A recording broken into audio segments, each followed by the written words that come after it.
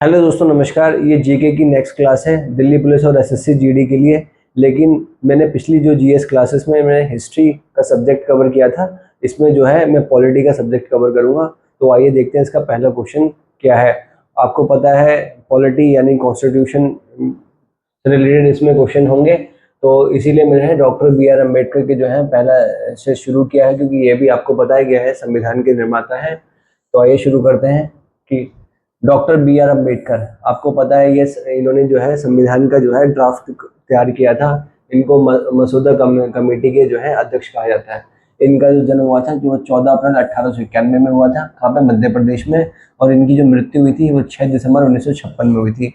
सीधे सीधे क्वेश्चन आती है, सीधे सीधे क्वेश्चन आ सकता है कि इनका जन्म कब हुआ था और मृत्यु कब हुई थी। और इनके बारे में सबसे इंपॉर्टेंट सवाल ये आता है कि भारतीय संविधान के इनको जो है पितामह कहा जाता है। क्यों इनको पितामह कहा जाता है? क्योंकि इन्होंने जो है संविधान का जो है ड्राफ्ट तैयार किया था और ये ड्राफ्टिंग कमेटी के अध्यक्ष थे। ठीक है। और इससे पहली वाली क्लास में मैंने बताया था कि डॉक्टर अम्बेडकर जो है 1927 में इन्होंने मंदिर प्रवेश आंदोलन की जो है शुरुआत की थी। अब हम नेक्स्ट देखते हैं इंडिया पत्रिका। इंडिया पत्रिका और हरिजन अखबार जो है वो महात्मा गांधी के द्वारा जारी किया गया था। क्वेश्चन पूछेगा कि इंडिया पत्रिका किसके द्वारा है? वो है महात्मा गांधी के द्वारा। या हरिजन अखबार किसका था? तो वो है महात्मा गांधी। आपको पता है कि महात्मा गांधी की जयंती 2 अक्टूबर को होती है, 2 अक्टूबर 1969 को। ठीक है। इंपॉर्टेंट क्वेश्चन आता है कि क्या कि 1995 में इन्होंने क्या किया था? इन्होंने एक नेटाल कांग्रेस की स्थापना की थी। कहाँ पे? डरबन, साउथ अफ्रीका में। और इसका उद्देश्य क्या था? इसका उद्देश्य था कि नस्ली भेदभाव को खत्म करने के लिए इन्होंने नेटाल कांग्रेस की स्थापना की थी। ठीक है। 1915 में ये जो भारत लौटे थे, और जिस दिन भारत लौटे थे 9 से 10 जनवरी 1915 को ये भारत लौटे थे। और इसी 9 से 10 जनवरी को क्या है, प्रवासी भारतीय दिवस मनाते हैं। और कब से मनाते हैं? सन 2003 से जो है प्रवासी भारतीय दिवस मनाते हैं। आइए जो नेक्स्ट देखते हैं। आपको पता है कि जो अफ्रीकी राष्ट्रीय कांग्रेस यानी दक्षिण अफ्रीका में रंग भेद की बहुत, क्या नाम है, वो चलता था उस समय, क्योंकि वहाँ पे जो है अंग्रेजों का शासन था। और वो जो निग्रो जो लोग थे, जो काले लोग थे, उनसे वो बहुत भेदभाव करते थे। तो उसके विरुद्ध में बहुत बड़ा आंदोलन चला। तो उसी में जो है ये नस्लीय भेदभाव आंदोलन चला था। उसमें जो है नेटाल कांग्रेस की स्थापना किसने की थी उस समय की थी जो है हमारे गांधी जी ने। अब अभी जो है अफ्रीकी राष्ट्रीय कांग्रेस के नेता कौन थे? तो नेल्सन मंडेला थे। इन्होंने रंग भेद के खिलाफ जो है इन्होंने इन्होंने भी बहुत आवाज उठाई थी। तो आप ये देखो, ये थोड़ी 1895 होगा, ये 1895 होगा। गांधी जी के 100 साल के बाद की बात है ये। और 1994 में, क्या नाम है, दक्षिण अफ्रीका याद हुआ। तो क्वेश्चन क्या पूछा जाएगा कि अफ्रीकी राष्ट्रीय कांग्रेस के नेता कौन थे? Nelson Mandela. और जो है 1994 में जो है दक्षिण अफ्रीका जो है एक लोकतांत्रिक देश बना है। ये क्वेश्चन पूछा जाएगा। आइए नेक्स्ट पे देखते हैं। हाँ, अब ये जो फैक्ट है ये अलग अलग एग्जामों में पूछा गया है कि ओम प्रकाश वाल्मीकि की प्रसिद्ध किताब का क्या नाम है? तो उनकी किताब का नाम है जूथन। ठीक है। आइए नेक्स्ट देखते हैं। तो नेक्स्ट, आपने मिड डे मील योजना, जो बच्चे 1 से 8वीं के सरकारी स्कूल में पढ़ते हैं, कक्षा 1 से कक्षा 8 तक के बीच में रहते हैं, तो वो जो है उनको दोपहर में भोजन मिलता है। तो मिड डे मील योजना के स्कीम के तहत मिलता है। तो सबसे पहले ये शुरू करने वाला राज्य कौन था? वो तमिलनाडु राज्य था। ठीक है। क्वेश्चन ये पूछा जाएगा कि मिड डे मील योजना को शुरू करने का श्रेय किसको जाता है? तो तमिलनाडु को जाता है। और 2001 में सुप्रीम कोर्ट ने ये कहा था, सुप्रीम कोर्ट यानी सर्वोच्च न्यायालय, उन्होंने ये कहा था कि सभी राज्यों को 6 महीने के अंदर जो है इसको जो है लागू करना है। उसको आदेश दिए थे किसने? सुप्रीम कोर्ट ने सभी राज्यों को। कब? सन 2001 में। ये क्वेश्चन बहुत बार एग्जाम्स में आया। ठीक है। यह है नागरिक अधिकार आंदोलन। नागरिक अधिकार आंदोलन की शुरुआत हुई थी कहाँ पे? ये नागरिक अधिकार आंदोलन यानी सिविल राइट्स मूवमेंट, ये आंदोलन हुए थे अमेरिका में। अमेरिका में क्या होता था, वहाँ भी अंग्रेज रहते थे और वो निग्रो रहते थे। तो ये निग्रो के साथ बहुत भेदभाव होता था। तो उस भेदभाव को खत्म करने के लिए ये आंदोलन की शुरुआत हुई थी। ठीक है। रंग भेद के खिलाफ ये शुरू हुआ था। जिस तरीके से हमारे दक्षिण अफ्रीका में हुआ था उसी तरीके से यहाँ हुआ था। इसकी शुरुआत हुई थी 1964 में। आपको ये क्वेश्चन पूछा जाएगा कि नागरिक अधिकार आंदोलन की शुरुआत कब हुई थी? तो ये थे 1964 में। ये क्वेश्चन फैक्ट के रूप में पूछा जाता है। अब कुछ बच्चों को एमएलए और एमपी की फुल फॉर्म नहीं पता होती है। तो एमएलए की फुल फॉर्म होती है मेंबर ऑफ लेजिस्लेटिव असेंबली, और इसको हम विधायक कहते हैं। और एमपी को बोलते हैं मेंबर ऑफ पार्लियामेंट, यानी इसे सांसद बोलते हैं। ठीक है, आइए नेक्स्ट देखते हैं। अब ये क्वेश्चन आप सोचेंगे जो मैं बताने जा रहा हूँ कि ये वो हिस्ट्री का आपको महसूस होगा, लेकिन ये पॉलिटी से रिलेटेड है। कैसे, मैं बताऊंगा आगे। राज सुंदरी देवी, इनका जो जीवन काल था 1800 से 1890 के बीच में, इन्होंने है अमर जीवन नाम से जो है बंगाली भाषा में अपनी जो है आत्मकथा लिखी। तो आप ये सोचेंगे कि हिस्ट्री का क्वेश्चन हुआ, जबकि ये पॉलिटी का क्वेश्चन है। कैसे? क्योंकि उस समय कोई महिला ऐसी हुई नहीं जिन्होंने अपनी कोई आत्मकथा लिखी, क्योंकि ये जो है एक तरह से महिला को रिप्रेजेंट करने वाली महिला बनी, यानी उनके एक आदर्श के रूप में उभरी, यानी ऐसी महिला उभरी जिन्होंने जो है अपने अधिकार दिखाए कि भाई उनको भी पढ़ने लिखने का अधिकार है। तो इस पर्सपेक्टिव से इस क्वेश्चन को मैंने यहाँ लिया है। क्या है क्वेश्चन कि राज सुंदरी देवी जो है, उन्होंने जो है सबसे पहले अपनी आत्मकथा लिखी। वो पहली भारतीय महिला थी। किस भाषा में लिखी? बंगाली भाषा में। और उनके आत्मकथा का नाम था अमर जीवन। ठीक है, अब आइए नेक्स्ट उस पे। 1997 में जो है सुप्रीम कोर्ट ने, यानी सर्वोच्च न्यायालय ने क्या किया था, एक क्या नाम है, एक गाइडलाइन तैयार की, जिस गाइडलाइन का नाम था विशाखा गाइडलाइन। इस गाइडलाइन में क्या था, अगर कोई महिला जो किसी शैक्षणिक संस्थान पे या कहीं पे जो वो कार्य करती है, अगर उसके साथ जो है यौन उत्पीड़न या यौन प्रताड़ना होता है, तो उनके खिलाफ जो है, जो उनके साथ यौन प्रताड़ना करता है, तो उनके विरुद्ध जो है विशाखा गाइडलाइन के तहत जो है कार्रवाई की जाएगी। ठीक है, अब है नेक्स्ट क्वेश्चन। तो ये पूछा जाएगा कि विशाखा गाइडलाइन संबंधित किस चीज से है, तो वो है यौन प्रताड़ना से संबंधित है। ठीक है, अब आएगा नेक्स्ट क्वेश्चन कि अंतर्राष्ट्रीय महिला दिवस किस दिन को मनाया जाता है, किस तारीख को मनाया जाता है। तो अंतर्राष्ट्रीय महिला दिवस जो है 8 मार्च को मनाया जाता है। ठीक है, अब ये क्वेश्चन भी बार बार पूछा जाता है कि खबर लहरिया क्या है। खबर लहरिया है एक समाचार पत्र है, ये एक समाचार पत्र है। ये यूपी के चित्रकूट जिले से शुरू हुआ था। इसमें खास बात ये थी कि इसमें जो है अनुसूचित जाति की जो है 8 महिलाओं के द्वारा ये शुरू किया गया था, और हर 15 दिन में इसका जो है अखबार आता है। और ये संबंधित किस चीज से था?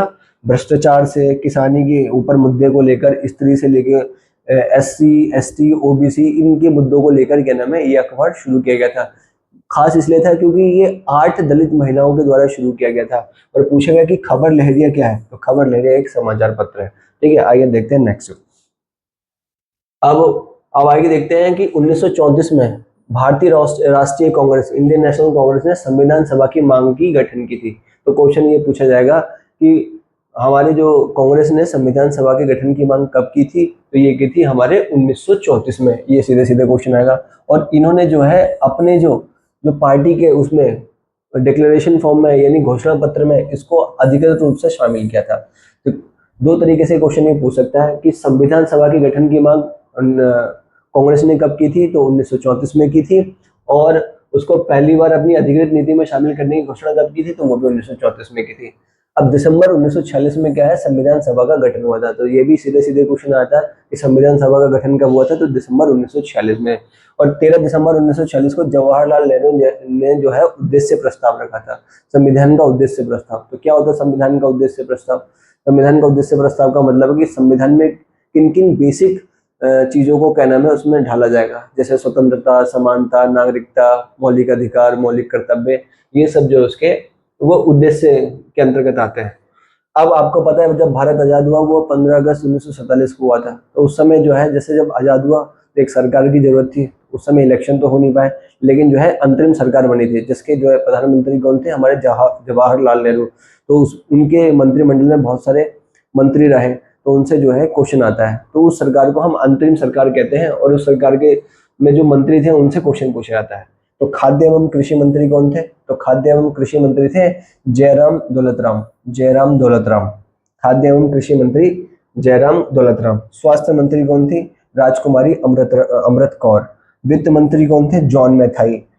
उप प्रधानमंत्री कौन थे, सरदार वल्लभ भाई पटेल। और हमारे श्रम मंत्री कौन थे, जगजीवन राम।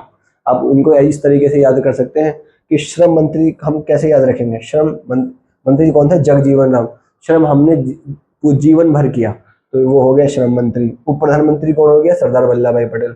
अब वित्त मंत्री कैसे याद रखेंगे, कौन थे, जॉन मैथाई।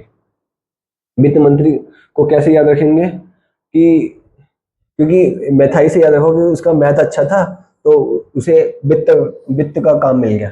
ठीक है, इस तरीके से आप कुछ ट्रिक के माध्यम से भी याद कर सकते हैं। आइए नेक्स्ट देखें कि 1909 में जो गवर्नमेंट ऑफ इंडिया एक्ट आया था, उसके तहत जो है निर्वाचित प्रतिनिधित्व की व्यवस्था को मंजूरी दे दी थी। आपको सीधे सीधे ये क्वेश्चन पूछेगा कि गवर्नमेंट ऑफ इंडिया एक्ट के तहत जो है निर्वाचित प्रतिनिधित्व की व्यवस्था की मंजूरी मिली थी, तो वो 1909 के तहत मिली थी। ठीक है, अब आपको पता है जब भारत क्या नाम है, भारत जब गणतंत्र बना तो उसका क्या नाम है, सर्वोच्च न्यायालय भी होना चाहिए, सुप्रीम कोर्ट भी होना चाहिए। तो ये क्वेश्चन सीडीएस में आया था, ये क्वेश्चन सीडीएस में आया था कि भारत के सुप्रीम कोर्ट की स्थापना कब हुई थी। तो आपको याद रखना है कि 26 जनवरी 1950 को जो है सुप्रीम कोर्ट की स्थापना हुई। कब? 26 जनवरी 1950 को जो है सुप्रीम कोर्ट की स्थापना हुई। और ये सुप्रीम कोर्ट की बिल्डिंग कहाँ थी? तो ये थी संसद भवन के अंदर ही एक क्या नाम, एक जगह थी जिसको हम चैम्बर ऑफ प्रिंसेस कहते थे। तो चैम्बर ऑफ प्रिंसेस में ही जो है जो संसद भवन के अंदर थी, वहीं पे जो है क्या नाम है, सुप्रीम कोर्ट की स्थापना हुई 26 जनवरी 1950 के दिन। ठीक है, अब आपको पता है संविधान के अनुच्छेद 21 के तहत प्रत्येक नागरिक को जीवन का मौलिक अधिकार की व्यवस्था की गई है। जीवन का मौलिक अधिकार किसमें है? तो जीवन के मौलिक अधिकार जो है अनुच्छेद 21 के तहत है। आपको ये लिख लेना है। अब देखते हैं हाई कोर्ट्स। हमने सुप्रीम कोर्ट्स के बारे में पढ़ा 26 जनवरी 1950, और हम हाई कोर्ट्स के बारे में पढ़ लेते हैं। तो हाई कोर्ट सबसे पहले कहाँ बने, हाई कोर्ट्स की स्थापना कहाँ हुई थी? तो आपको याद रखना है कि 1862 में तीन हाई कोर्ट बने थे, कलकत्ता, बम्बई और मद्रास। और उसके 4 साल के बाद कौन बना? इलाहाबाद। तो आपको याद रखना है 1862 में कलकत्ता, बम्बई और मद्रास बने, और 1866 में इलाहाबाद हाई कोर्ट बना। और इलाहाबाद हाई कोर्ट के 100 साल के बाद यानी 1966 में हमारा जो है दिल्ली हाई कोर्ट की स्थापना है। अब एक हाई कोर्ट से एक फैक्ट और पूछा जाता है कि जो पूर्वोत्तर राज्य है, तो उसमें देखोगे आप, जिसमें असम, नागालैंड, मिजोरम, अरुणाचल प्रदेश, तो इनके लिए अभी तक एक ही हाई कोर्ट है। वो कौन सा high court? Guwahati high court है। कहने का ये मतलब है गुवाहाटी हाई कोर्ट में इस राज्य के लोग भी आते हैं, नागालैंड के भी आते हैं, मिजोरम के भी आते हैं, अरुणाचल प्रदेश के भी आते हैं, और असम के भी आते हैं। तो पूछेगा कि गुवाहाटी हाई कोर्ट से संबंधित कौन कौन से राज्य हैं? असम, नागालैंड, मिजोरम और अरुणाचल प्रदेश। ठीक है, अब सुप्रीम कोर्ट ने क्या है 1980 में जो है जनहित याचिका की व्यवस्था की शुरुआत की थी। जनहित याचिका का मतलब ये था कि कोई भी, और कोई गरीब है जो याचिका नहीं डाल सकता है, तो उसके उस पे कोई दूसरा व्यक्ति डाल सकता है, कोई समृद्ध वर्ग डाल सकता है, कोई संस्था डाल सकती है। तो 1980 में कोई क्वेश्चन पूछाएगा कि पीआईएल की शुरुआत कब से हुई, यानी जनहित याचिका की शुरुआत कब से हुई? तो 1980 से हुई। ठीक है, अब अनुच्छेद 21 में क्या है? आपको बताया अनुच्छेद 21 में जो है जीवन का मौलिक अधिकार है, मैंने आपको पहले बताया था। और ये जीवन के मौलिक अधिकार में जो है हमें भोजन का अधिकार भी है। तो क्वेश्चन ये पूछा जाएगा कि अनुच्छेद 21 के तहत जिसमें जीवन का मौलिक अधिकार है, उसमें क्या भोजन का भी अधिकार है? तो हाँ, उसमें भोजन का भी अधिकार है। ठीक है, अब आते हैं अनुच्छेद 22 के तहत। अब अनुच्छेद 22 क्या है? प्रत्येक व्यक्ति को वकील के जरिए अपना बचाव करने का अधिकार है। अगर कोई पुलिस उसे गिरफ्तार कर लेती है तो उसके पास क्या अधिकार है? उसके पास अनुच्छेद 22 के तहत जो है अपना बचाव करने का अधिकार है। बचाव कैसे कर सकता है? वकील के माध्यम से कर सकता है। अगर उसके पास वकील करने के लिए पैसे ना हो तो अनुच्छेद 39A के तहत वो कहेगा कोर्ट से कि सर मेरे पास क्या नाम है पैसे नहीं और मैं वकील उपलब्ध नहीं कर सकता हूँ। तो क्या है, तो कोर्ट उसे क्या नाम है वकील मुहैया करा के देगी, सरकार उसे वकील मुहैया करा के देगी कि भैया ये आपको अधिकार है। अनुच्छेद 22 के तहत जो है उसको वकील के तहत अपना जो है बचाव करने का अधिकार है। अगर उसके पास पैसे नहीं है तो अनुच्छेद 39A के तहत जो है उसको वकील मुहैया करा के देगी हमारे राज्य का मतलब होता है, राज्यों का मतलब होता है हमारी प्रतिनिधि। कौन प्रतिनिधि? जो राज्य के अंग होते हैं वो उनके प्रतिनिधि। जैसे मान लीजिए यहाँ पे कोर्ट उपलब्ध करा के देखिए। अब सुप्रीम कोर्ट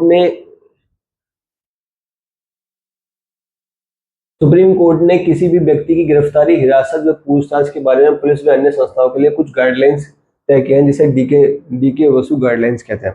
अब आपको पता है कि अगर कोई व्यक्ति को हम गिरफ्तार करते हैं, पुलिस वाले किसी को गिरफ्तार करते हैं, उसको हिरासत में लेते हैं या उससे कोई पूछताछ करते हैं, तो वो किस दायरे में रह के उनसे पूछेंगे, किस दायरे में रह के क्या नाम है उनसे क्या नाम पूछताछ करेंगे।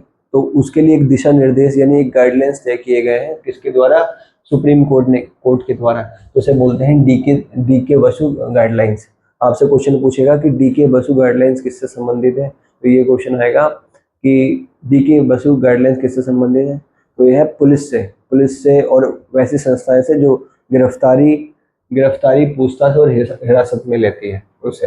अब 2001 में क्या हुआ, नेक्स्ट में यह है कि 2001 में क्या हुआ, तो 2001 में क्या हुआ था, एक जज जिनका नाम था राजेंद्र सच्चर, उनकी अध्यक्षता में एक कमेटी बनी गई थी और ये कमेटी पहली बार बनी थी हमारे देश में।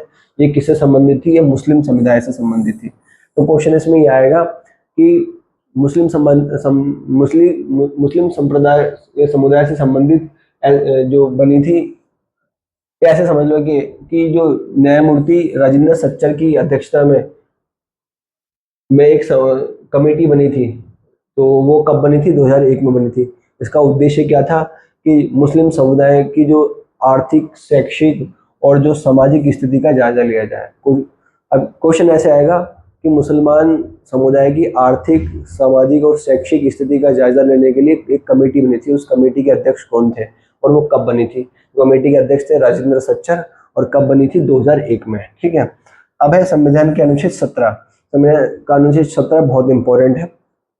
तो इसमें कहा था अस्पृश्यता का अंत। अस्पृश्यता का अंत का मतलब होता है छुआछूत का अंत। अगर किसी व्यक्ति से छुआछूत की जा रही है तो वो इस अनुच्छेद के तहत जो है उसके साथ नहीं कर सकता। कोई भी व्यक्ति के साथ छुआछूत या भेदभाव नहीं किया जा सकता अनुच्छेद 17 के तहत। अगर कोई करता है तो इसके तहत जो है वो अपराध घोषित हो जाएगा। अनुच्छेद 15 में क्या है? अनुच्छेद 15 में है भारत का कोई भी नागरिक है तो उसको ना तो उसके धर्म के आधार पर, न ही उसकी नस्ल के आधार पर, ना उसकी जाति के आधार पर, ना ही उसके लिंग के आधार पर और ना ही उसके जन्म स्थान के आधार पर उसके साथ भेदभाव नहीं किया जा सकता। अनुच्छेद 15 क्या कहता है? भारत का कोई भी ऐसा नागरिक ना तो उसके धर्म के आधार पर, ना नस्ल के आधार पर, ना जाति के आधार पर, ना लिंग के आधार पर, ना ही जन्म के आधार पर उसके साथ भेदभाव नहीं किया जाएगा। आपको सीधे सीधे अनुच्छेद से क्वेश्चन पूछेगा कि अनुच्छेद 15 क्या कहता है, तो अनुच्छेद 15 ये कहता है। अनुच्छेद 17 क्या कहता है? अनुच्छेद 17 ये कहता है। ठीक है। आपको पता है कि SC ST जो है एक जो थोड़े से ये पिछड़े वर्ग होते हैं, ये समाज से थोड़े से भी पिछड़े लोग हैं, तो इनको संरक्षण देने के लिए एक एक्ट आया था और तो उसको कहते हैं अनुसूचित जाति एवं जनजाति एक्ट। ये आया था 1989 में। क्योंकि आपको पता है कि SC ST के विरुद्ध जो है कुछ जो है सामाजिक हिंसाएं होती थी तो और भेदभाव होता था, तो इससे बचाव के लिए क्या नाम है ये एक्ट आया था, तो उसको बोलते हैं SC ST एक्ट, अत्याचार निवारण एक्ट 1989। तो क्वेश्चन आएगा SC ST एक्ट कब आया था? तो 1989 में आया था। ठीक है। अब 1993 में क्या है, सरकार ने एक इम्पोर्टेंट एक्ट पारित किया। ये एक्ट बहुत इंपॉर्टेंट है। इस एक्ट का क्या नाम है? Employment of manual scavenger and construction of dry latrine prohibition act 1993। कहने का मतलब ये है कि पहले जो है सूखे शौचालयों का निर्माण होता था और जो मजदूरों को सीधे सेप्टिक टैंक के अंदर घुसा दिया जाता था नालों में साफ सफाई करने के लिए। अब इस एक्ट के तहत उनको जो सेप्टिक टैंको है उनकी साफ सफाई नहीं कराई जा सकती, मैनुअली मशीन के माध्यम से उनकी क्या नाम है साफ सफाई कराई जाएगी। और ड्राई लैट्रिन का जो निर्माण है वो नहीं करा सकते थे। ड्राई लैट्रिन ऐसी होती थी जिसको बाद में जो है इंसान जो है फेंक के आता था, बाद में एक जगह से दूसरी जगह फेंक के आता था, तो उस पर जो है बैन लगा दिया। तो ये पूछेगा कि employment of manual scavenger and construction of dry latrine prohibition act कब आया था? तो 1990 में आया था। ठीक है। और एक गैर सरकारी संगठन है जिसका नाम है सुलभ इंटरनेशनल, और इसने जो है सुलभ शौचालय की शुरुआत की थी। तो क्वेश्चन पूछा जाएगा कि सुलभ इंटरनेशनल क्या कार्य करती है? तो सुलभ शौचालय का क्या नाम है निर्माण करती है, और ये क्या है? एक गैर सरकारी संस्थान है, एक NGO है। ठीक है। अब क्वेश्चन आता है कि फ्रांसीसी क्रांति की शुरुआत कब हुई थी? तो फ्रांसीसी क्रांति की शुरुआत हुई थी 1789 में, यानी 789। आपको ऐसे याद रखना है 789, इसको ट्रिक याद करने के 789 1789 में 1789 में। ठीक है। फ्रांसीसी क्रांति। तो फ्रांसीसी क्रांति का जो उद्देश्य क्या था? स्वतंत्रता, समानता, बंधुत्व, भाईचारा, इसी उद्देश्य को जो है इसमें जो है ये फ्रांसीसी क्रांति जो है स्वतंत्रता, समानता, बंधुत्व और भाईचारा के उद्देश्य पर आधारित थी। और आपको पता है फ्रांसीसी क्रांति से जो है इस मोटो को हमारे संविधान में लिया गया है। आइए नेक्स्ट देखते हैं। तो होपफुली बच्चों ये आपको समझ में आ गया होगा ये जो भी मैंने क्वेश्चन कराया ये बहुत इंपॉर्टेंट है, क्योंकि इनसे जो है डायरेक्ट सीधे सीधे जो है एग्जाम्स में क्वेश्चन पूछ ले जाएंगे। Thank you.